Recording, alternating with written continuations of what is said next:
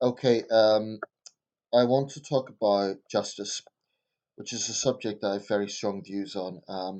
But I want to talk about it now while I'm calm, while I'm reflective. Very often when I talk about this subject, it's immediately having read some other depressing case of a violent assault or something like that.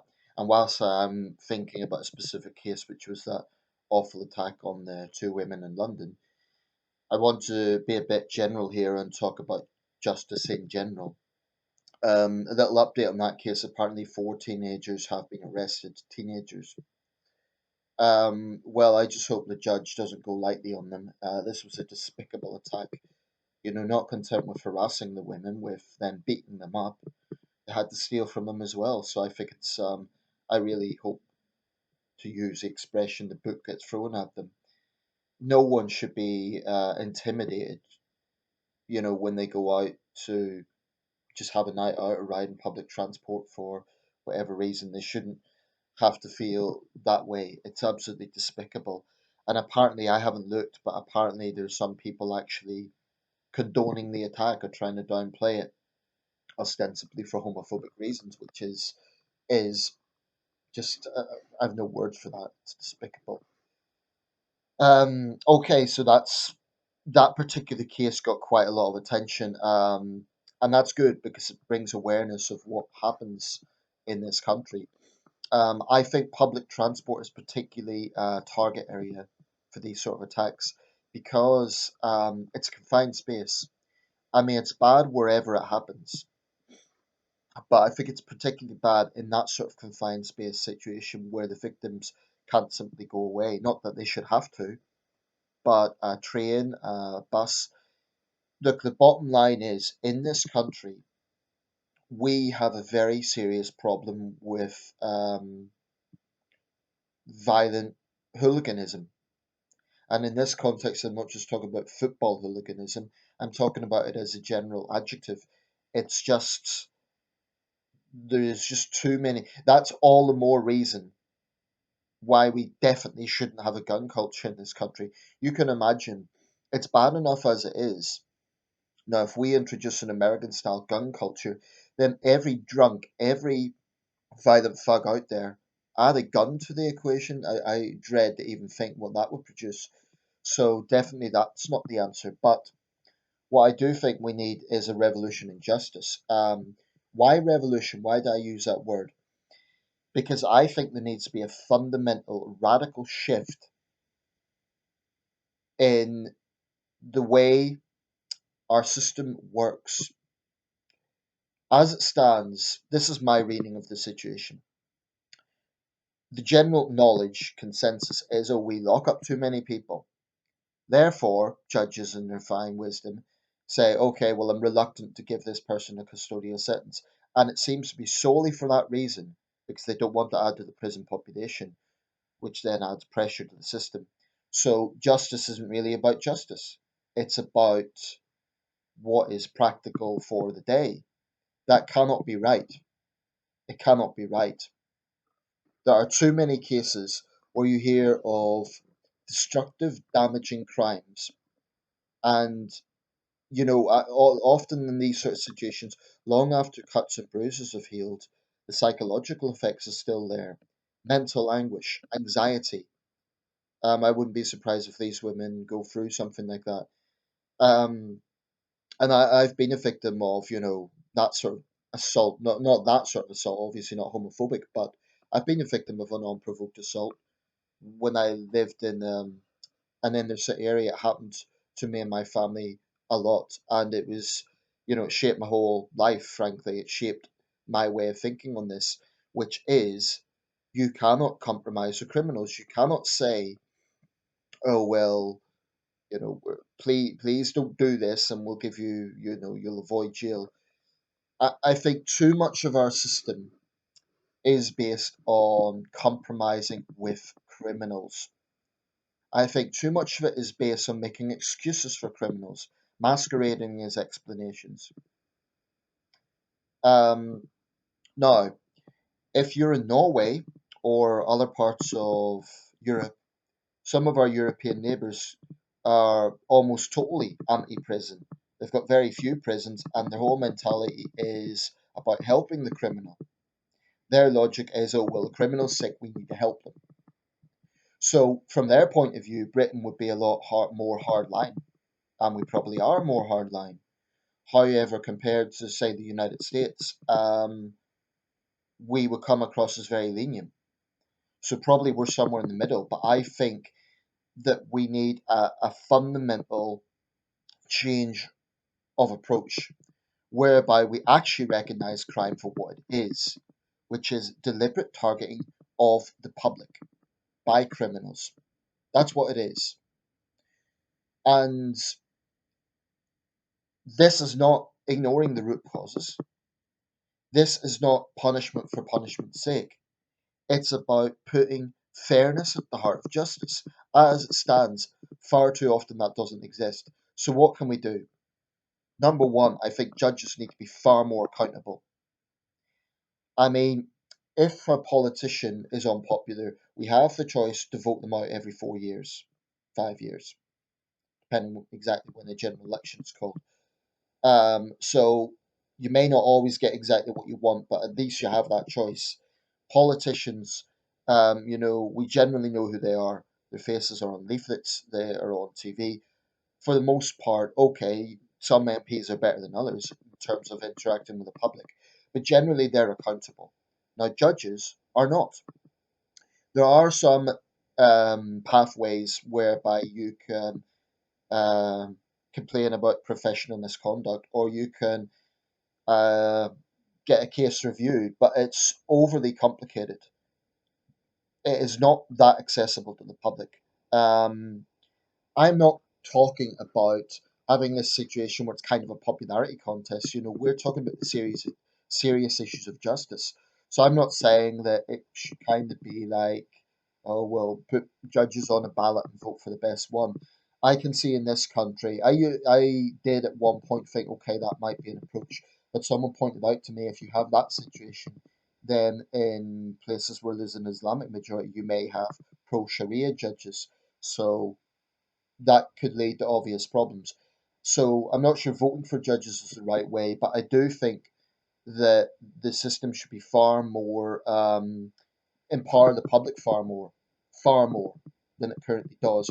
So that's where there needs to be a radical change. Public need to be far more empowered when it comes to criminal justice. And I'm not saying that means, okay, if a majority wants someone to be hanged in the public square, then we'll go with that. No, I'm not saying that we just go, on whatever the public says. But there is an overwhelming sense the public feel that they don't have any power over the criminal justice system. That cannot be right because it is the public, I mean the collective public, who are suffering. They're the victims of crime. So victims must have more say. They must. That's an area I think needs to seriously change. If nothing else, it will bring more confidence in the system. As it stands, there's very little confidence in the criminal justice system. Now, prisons themselves. I firmly believe that violent assault must result in a custodial sentence. Violent, unprovoked assault. There is no way that someone who attacks a stranger, such as that case that was reported in the London bus, the way I see it is someone who is prepared to attack a stranger for nothing is a dangerous person. They belong behind bars. I do not think that that sort of offender can be simply given a community sentence, which they will laugh at. And it's it needs to be understood that someone who is going to attack a stranger is dangerous, and the public have a right to be protected from them. That is the purpose that prison serves. So it isn't just about punishment, it's about protecting the public. And when an offender is inside, they're not outside. Yes, prison has many problems. I'm going to be addressing that in a minute, but that is a fundamental truth. If someone is inside, they're not outside, they're not attacking the public, at least for the time that they're in prison. Um, you can't argue with that. You can argue that prison doesn't work in its current form. You can argue that the rate of reoffending is very high, etc. But it is fundamentally true that when someone is inside, they're not attacking someone on the outside. Um, I think that community sentencing definitely has its place for first time offenders. I would advocate a sort of scared straight approach. But I also think it's a mistake to think that only violent crimes are serious. You could have a con man, just use this as an example, who cheats out pensioners of their life savings pretending to be something that he or she is not.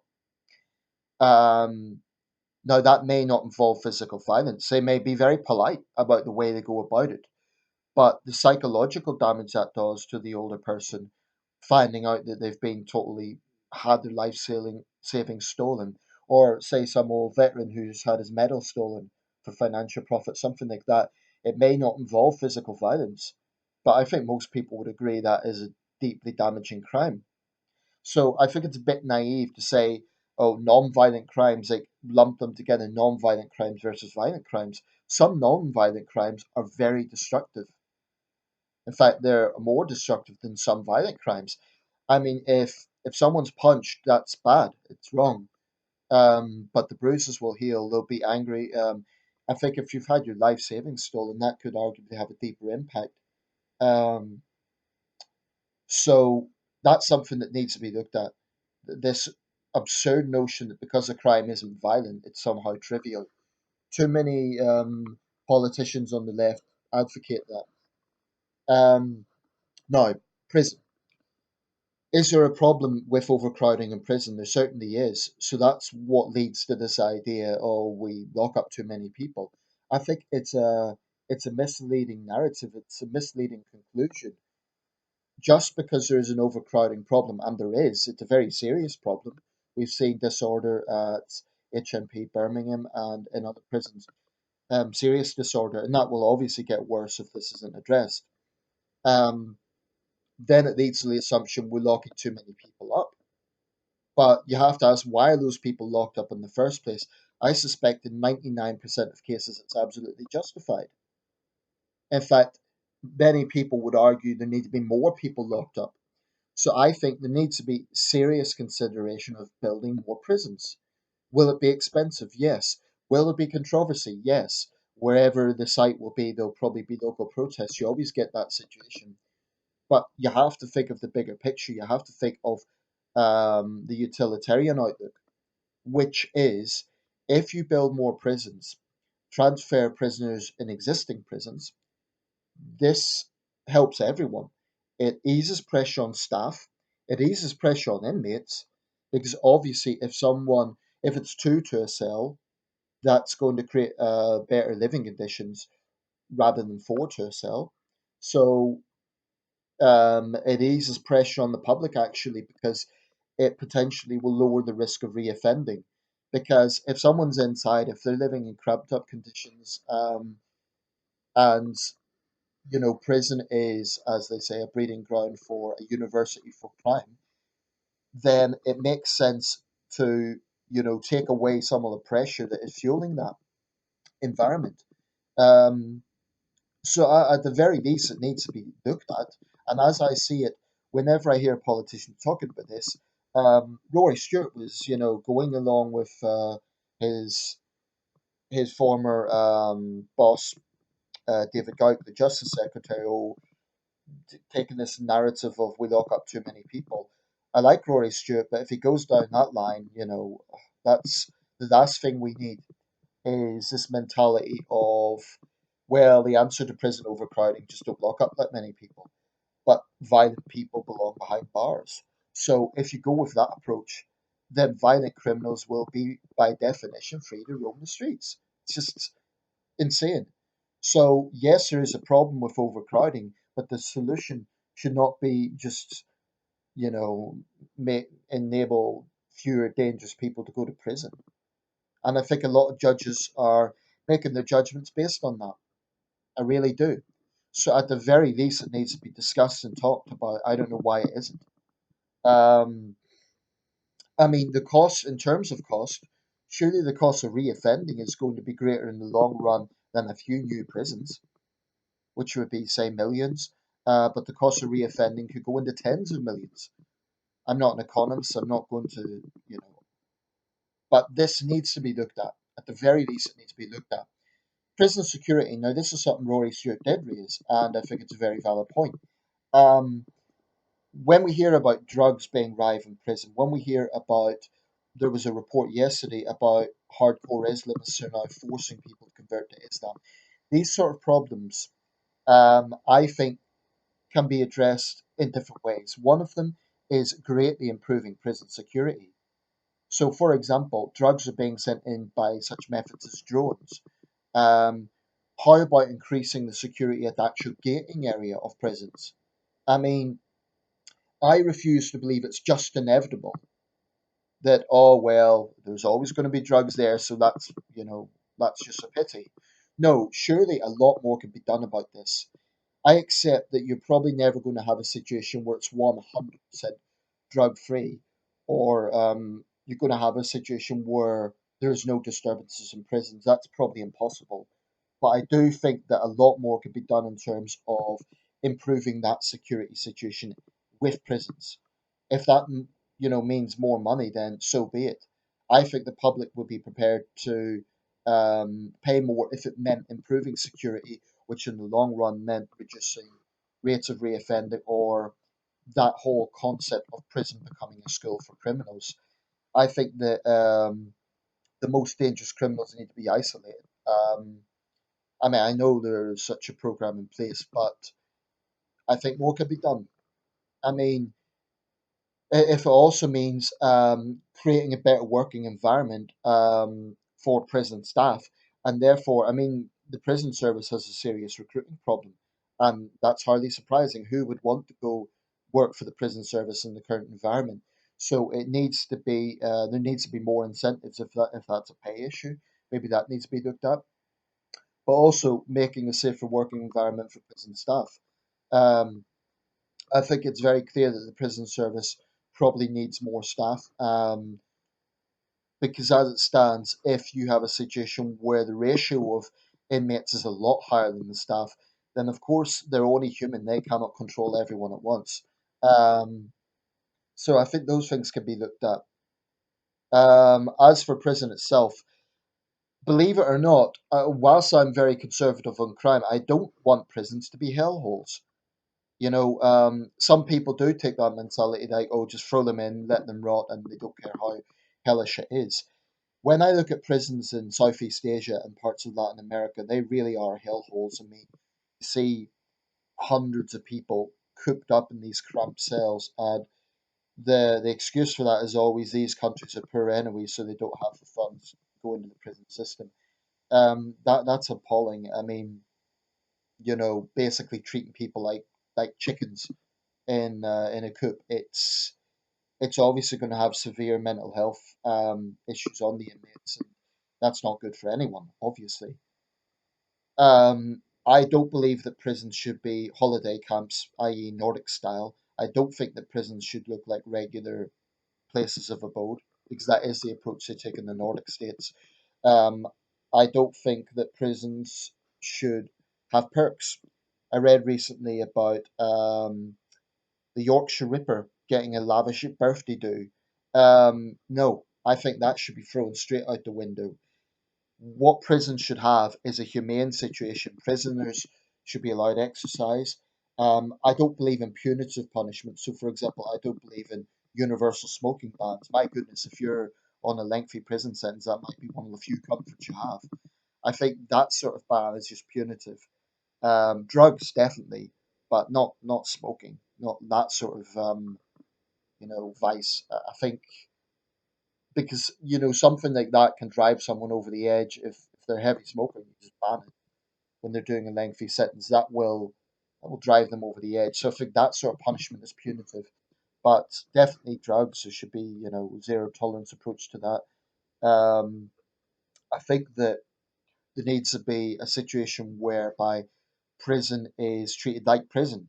Okay, it shouldn't be a fun place, but it shouldn't be a hellhole either. And there needs to be more work done in making it have a purpose. But part of that purpose should be about justice. It should be about punishment. After all, that is one of the purposes of prison. And those of a liberal leftist persuasion would be like, oh, it's just revenge. I could not disagree more strongly. If justice was about revenge, if sending people to prison was about revenge, then you would do exactly the same thing to the inmate as they done to the victim. So it's a nonsense argument. So the rapist would be raped. The violent thug who has assaulted someone would be violently assaulted, etc. That would be revenge. It really works me up when leftists say, "Oh, it's about revenge." It's not about revenge. It's about justice. I mean, if we listen to the likes of the Green Party, there would be no prisons. Violent people would be allowed to do what they want. Of course, they'll deny that's their position. You push the Greens what they actually believe in terms of punishment and justice, and the, the can opens up. You'll see what they're really all about. The Greens are the absolute last party I would trust on crime. It would be roughly like this: the Green Party, probably SNP, Liberal Democrats, Labour, because Labour's a big party, has very mixed views. Um, yeah. Then a good chunk of the Tories are also way too lenient on crime. They're supposed to be the party of law and order, but they're too many of them are, in my view, I've touched on it as well. Um, so I think there's a lot that can be done, but this cannot be an acceptable situation. What I find absolutely unacceptable is that people in this country, almost in the third decade of the 21st century, are frightened to leave their homes because of harassment from yobs. We need to have a revolution in Britain in terms of this yob culture. I mean, we rightly look at crimes like murder and rape and arson in a very serious way, and we should, terrorism. But there is also a fundamental yob culture, which taken individually may not be that detrimental, but when you add it together, when you have a young family who are putting up with yobs day in and day out, they're frightened to leave their own home. There's been many cases like this. That is something that is absolutely unacceptable. And when people who have been a victim of those sort of crimes hear those who are advocating leniency say such things as, oh, well, prison's punitive, let's not lock them up, we need to understand them.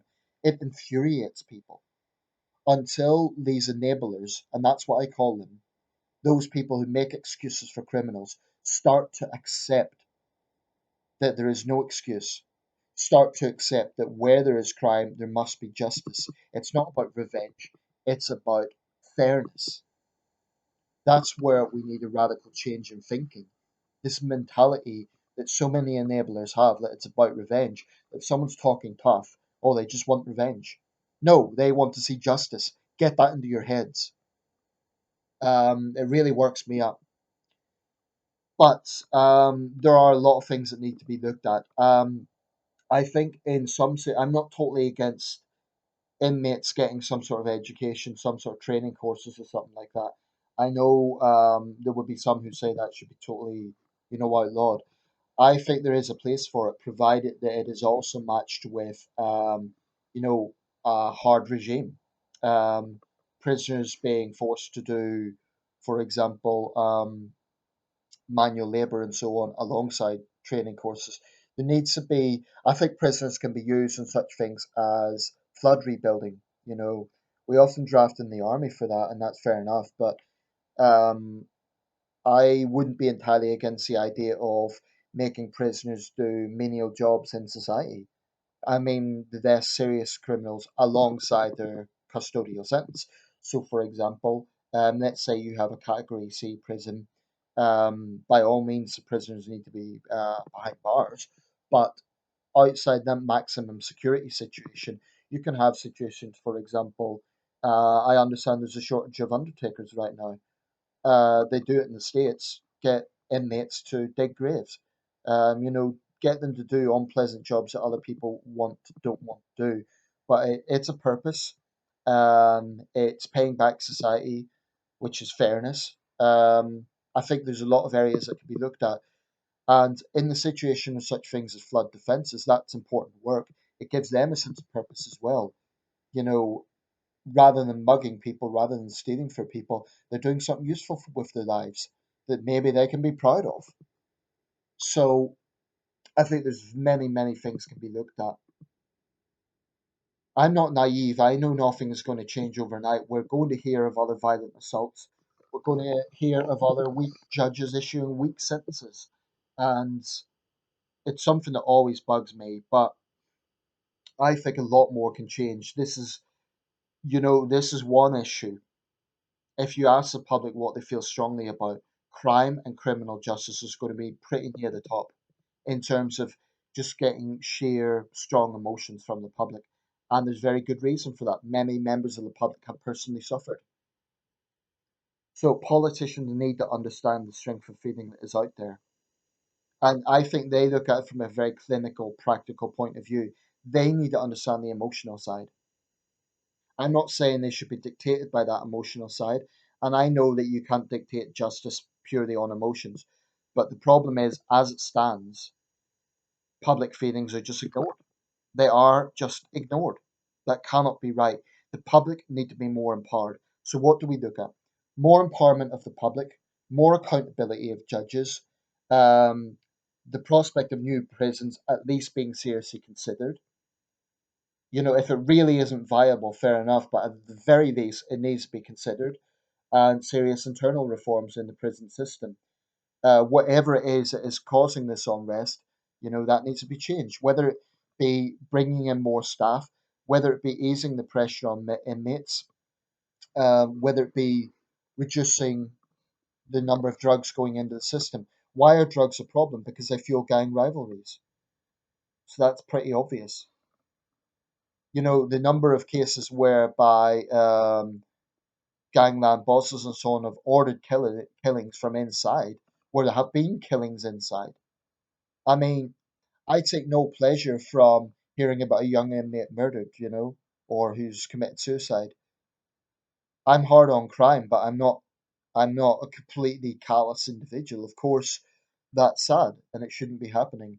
But fundamentally, justice has to be about justice. It has to be about fairness.